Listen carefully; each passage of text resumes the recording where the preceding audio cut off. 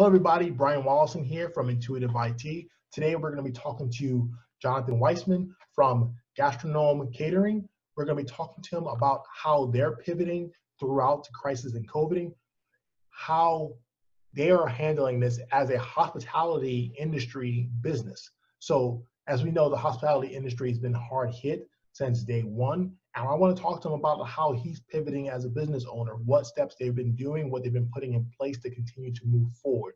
I look forward to this conversation that we're about to have with him. I believe that pivoting is something that we all have to do as business owners, because when crises happen, giving up is never an option. And we have to take a step back, break everything back down to the ABCs, seeing what problems have to be solved today, what can be put off to the side, and continue to move forward. Because as business owners, there's always a way for us to move forward. We have to look at how we can best look at the situation as an opportunity. I am here, Brian. How are you? I'm doing great, Jonathan. Look at you, looking all snazzy. Yes. You too. Thanks. How are things going today? Things are going as best as they can. There's ups and downs in this world that we're experiencing, but overall, just trying to take always the mix of trying to generate positive vibes going forward, more or less, Brian. And like I said, like at the other meetings, always trying to pivot the business. That's kind of the new world that we've entered. And so it's been a great learning experience. And then hopefully from this experience, I can take it and grow more into the bigger long-term experience. So you are uniquely hit because you are part of the hospitality industry. So you are one of the ones who have been industry-wide hit hardest. So can you explain a little bit to the audience, a little bit about your business and a little bit how you have been working on your business to stay afloat, to kind of stay sustaining throughout this crisis, and what you have been doing to keep everybody employed?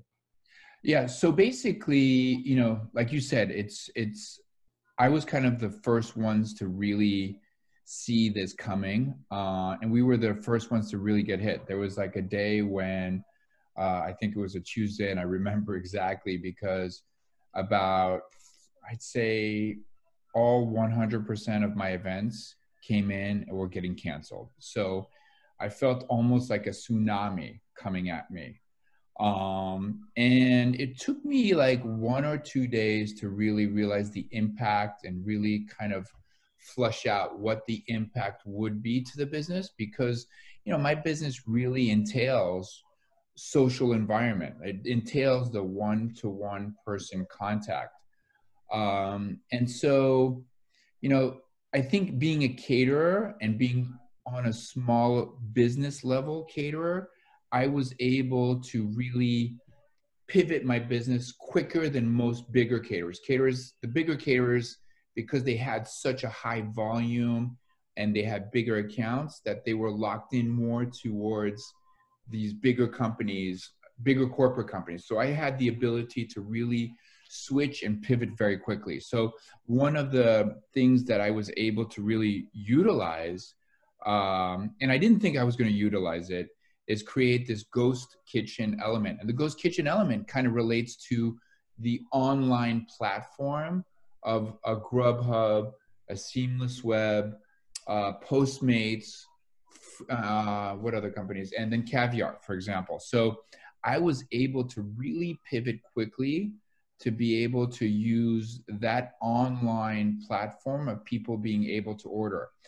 I also had a unique advantage as well because I was located in Long Island City. So being in that community itself as compared to New York City, New York City has a lot of restaurants and a lot of have delivery platforms.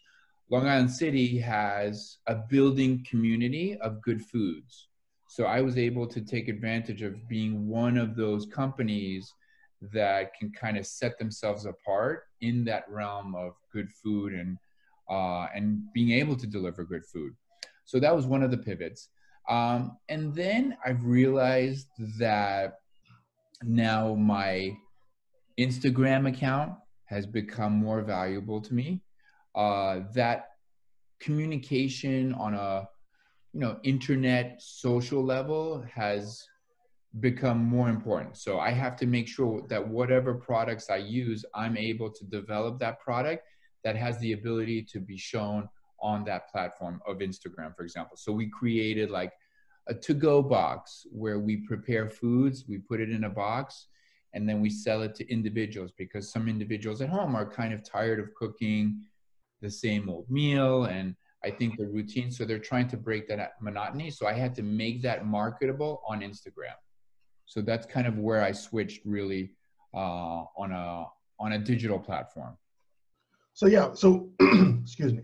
We've been talking to a lot of entrepreneurs and even people in our cohort, people that I've known from other industries.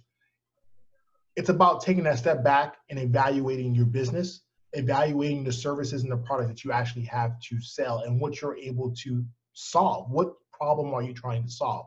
And it's kind of going back to that business 101 fundamentals. Yes. As a business owner and understanding what you're trying to solve. And I'm happy to hear that you were able to take that step back and rapidly be able to do that and be able to adjust.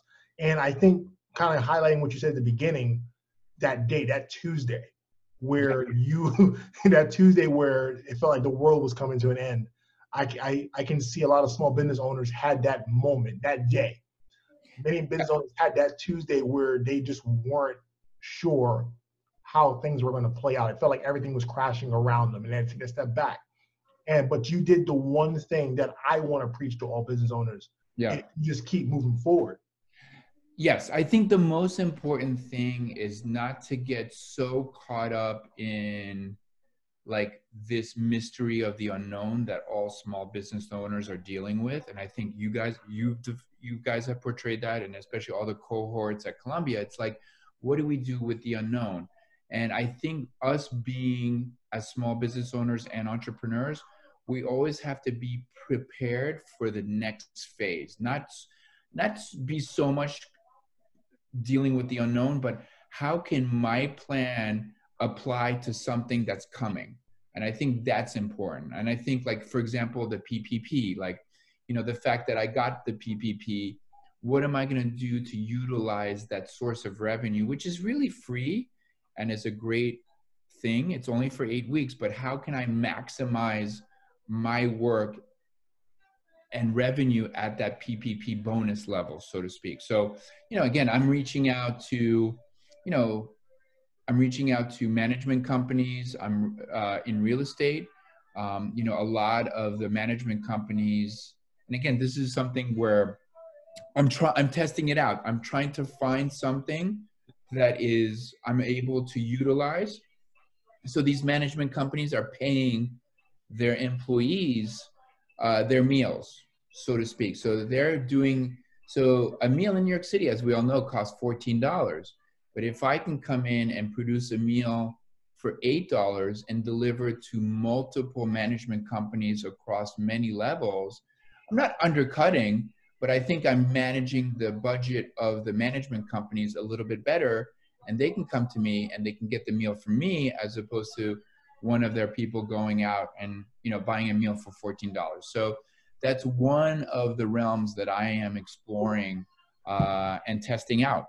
But I'm creating it. I'm kind of creating, and I'm finding, I guess, this need, so to speak, and it's a budgetary need that I'm fulfilling, so to speak. And I read that. I had read that when you had wrote that in one of our email chains about this, and we're looking to be able to provide food for these companies that are buying food for their employees. And correct. Basically, it's a twofold system.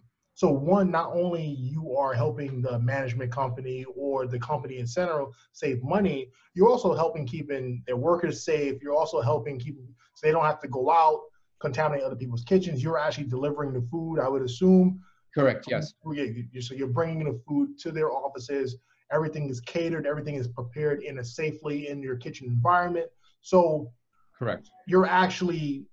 That is actually a market that I believe is in need, and you actually found a problem to solve. within Yes, New York City. it's finding the problem and kind of narrowing that problem down, which is not a normal thing that I do. I mean, my business model is not that. I mean, I changed a little bit the business model. And again, I hope that this business model that I started pre-COVID will come back eventually, like for all of us. But I think the hardest part is finding that problem, being very narrow now, and trying to implement my skills and my product into that problem. So for me right now, I believe in, through my organization, is IT efficiency and automation. Right. They go hand in hand. Regardless of what industry you're in, IT is a part of it. Just like you said, you're leaning on Instagram, you're leaning on social media, you're leaning on all these different technological platforms Yes. to help your industry, which is hospitality, which generally you're talking about a stove, Yes. a sink, and Yes. food. Now you have technology involved in this whole process. Correct. To help you move forward. And I talked with Sarah, and we went over the whole, adoption to change curve. And you're trying to innovate something right now, something new into the industry that's going to actually probably be revolutionary. And I think that you should be marketing that. I think that you should be pumping that hardcore, so that people can actually know that this service is available. And I definitely commend you for making that pivot change there. Correct.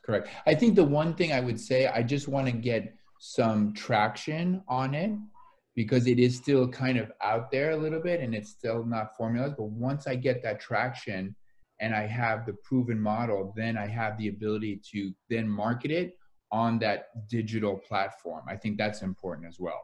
And I think that's a great start. And I look forward to being able to even help you on this platform, 100%. Promote you out there, because I definitely think that's a need. There's a lot of people getting ready they're worried about coming back to work. A lot of these kitchens, a lot of these places are not going to be able to have full capacity. You know how New York City is. You know how New York City is during lunch hour. So imagine, imagine a lot of these businesses being back open. I know.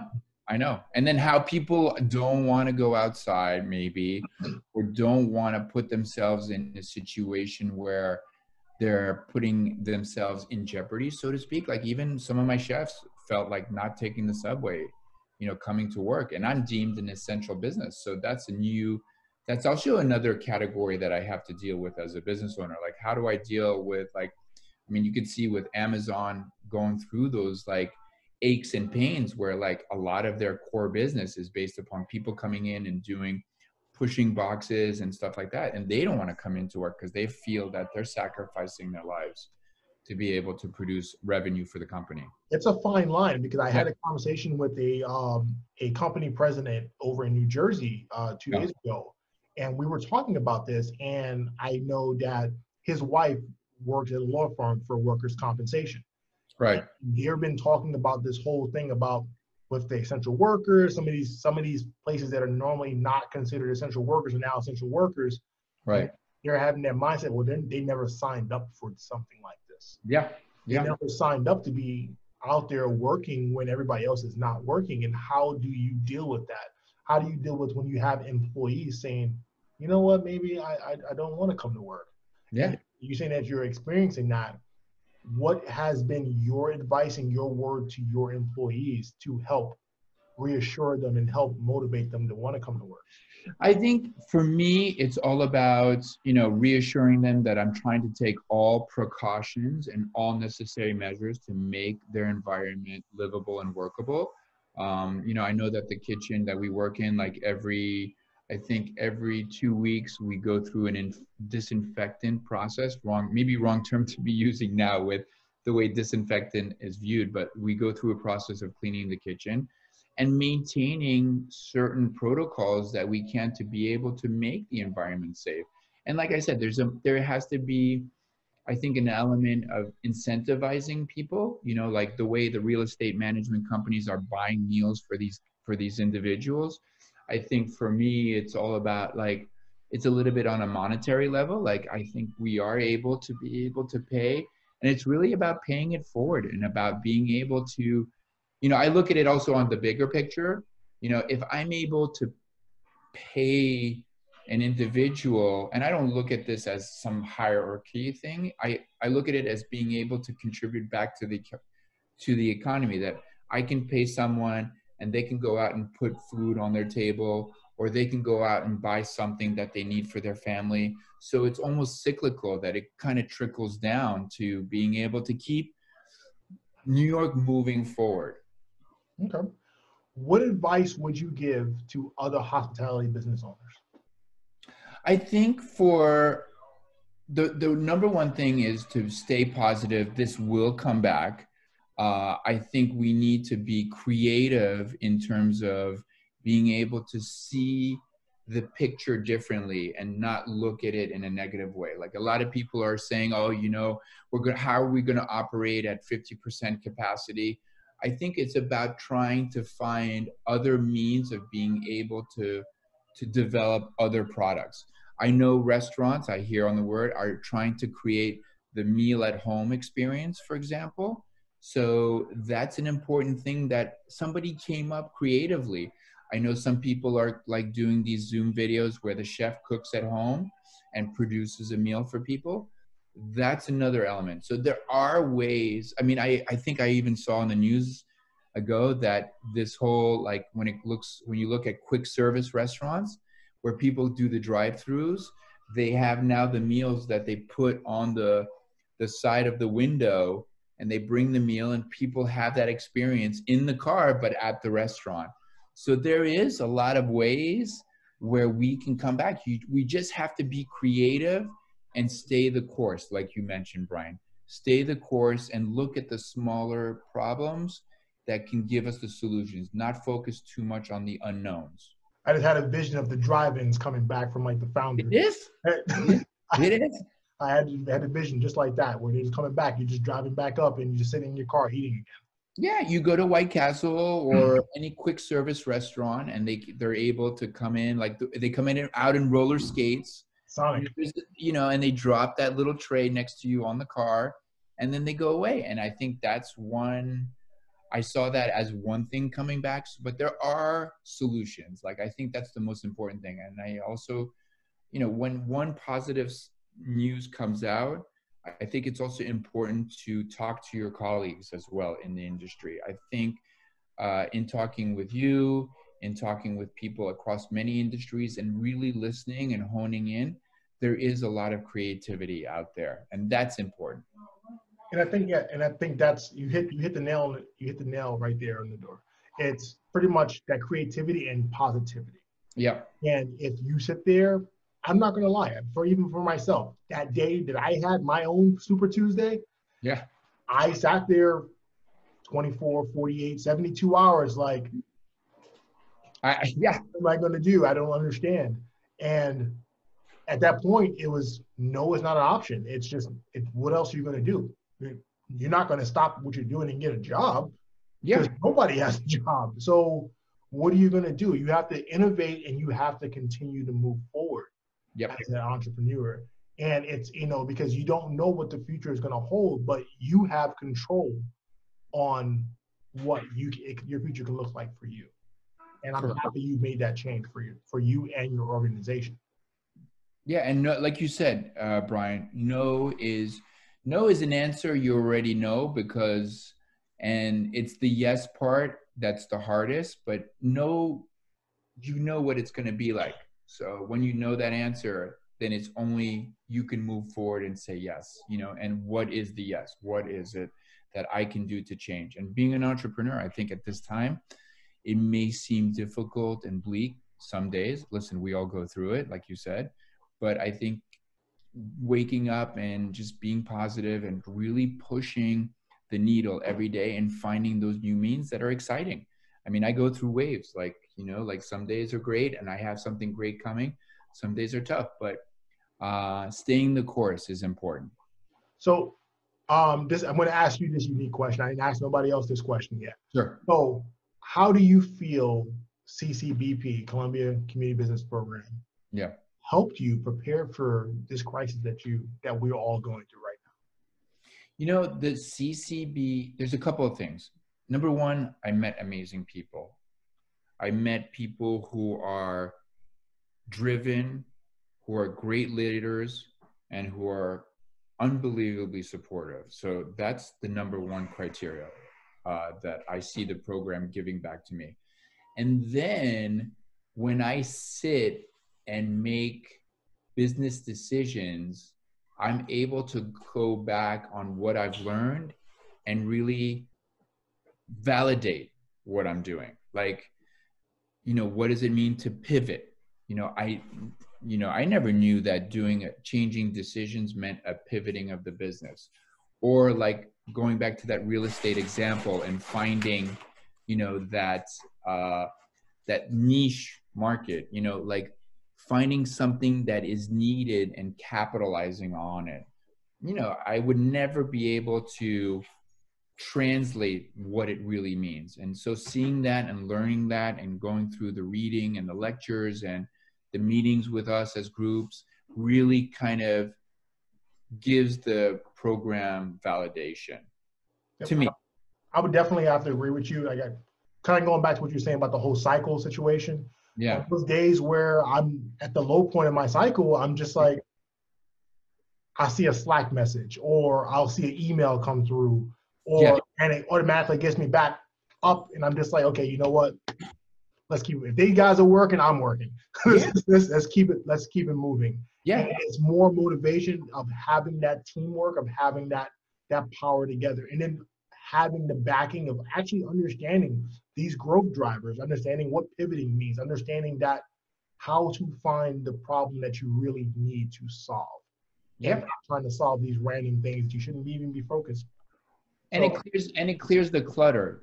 That's the program also a little bit, is like it kind of like clears that clutter in my mind. Like I'm able to compartmentalize. And the fact that we did an OIP, listen, my OIP, like yours, it was one thing and now it's a completely different thing. But the fact that I can take my business and step back because of the program and shift my OIP is tremendous. And that's like a tremendous asset. The fact that we had our last meeting with our class, where Willie Mae was basically kind of asking us to step back and keep pushing that business forward, like look at the bigger picture and even look at what to expect post-COVID.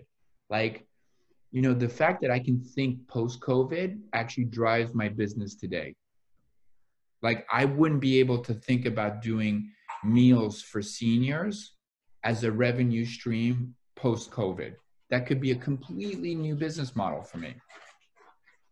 I think what you're focusing on right now can be a completely different arm and a different revenue stream for you to continue in post-COVID. Yeah. And you can continue doing the successful line that your business already has and add these additional revenue streams, which we're focused on right now, is adding additional revenue streams and how you can grow your business. Correct. So I definitely wish you the best. Thank I definitely have all my eyes on you and your business right now. And I hope that you can continue to stay strong and motivate your employees, motivate your business, and continue to feed New York City. Thank you, Brian. And keep up the good work. Keep it going. All right. I appreciate it, Jonathan. So thank you for your time, and I hope you enjoy the rest of your day, okay? You too. Thank you. All right. Take care. Take care, Brian. Right. Wow. So this is a great interview with Jonathan. He is pivoting, and I commend him for the steps that he is taking. Jonathan is looking at new ways and new revenue streams for his business. And that is the way you have to do this as an entrepreneur. Take it seriously, break it down, and look at new ways to bring money in. You're going to have a lot of ideas as a business owner. Run with them. It's okay. The worst thing you can do, just like in the military, is stand still. As no movement, not making a decision is worse than making a decision. It always is, because indecisiveness can get you killed. And in business, indecisiveness can put you out of business. So you have to make that decision. You have to be able to move forward. You have to be able to continue to grow. And Jonathan is a prime example of that with his business and looking at new ways to bring revenue into his business to keep his employees engaged and to solve the problems that the city is facing. So we talked about, I highlighted that for him in the video. We talked about, in our interview, we talked about how he is solving the problem not only for the business owners and the employees, but also for safety and ensuring that people are staying healthy. Excuse me. So with that said, I mean, I would definitely want to commend Jonathan on this because Jonathan is a true business leader here who is taking what he's learned and moving forward with it. So a lesson to all business owners, take this moment as an opportunity. Take this time as an opportunity. As in my first interview, we're never going to have another time as business owners to be able to take some downtime to look at our business, to be able to break it down and see what can be fixed, what new revenue streams can come in, and what we can do to continue to grow as a person, as a business. So thank you for watching. Thank you for being a part of my life. Thank you for allowing me to share this information with you and allowing me to bring this information from other entrepreneurs to you, because every day we have a lesson to learn and a lesson to share. So don't be afraid to share your personal lesson. Don't be afraid to say the trials and tribulations that you're going through. And I look forward to hearing them. So thank you and take care.